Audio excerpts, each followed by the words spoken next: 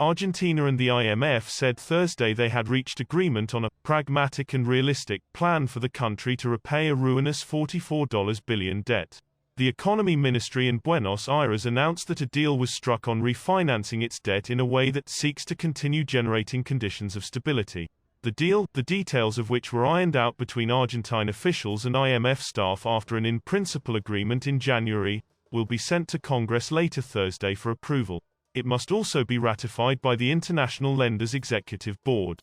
In 2018, under the government of conservative President Mauricio Macri, the IMF granted its biggest-ever loan of $57 billion to Argentina. The country received $44 billion of that amount. Macri's successor Alberto Fernandez refused to accept the rest, seeking also to renegotiate repayment terms. Payments of $19 billion and $20 billion were due this year, a timeline the government considered impossible.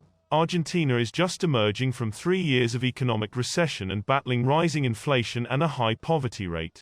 Under the new deal, the ministry said, repayments will be made from 2026 to 2034 after a grace period. In this way, Argentina hopes to reduce its fiscal deficit from 3.0% of GDP today to 0.9% by 2024.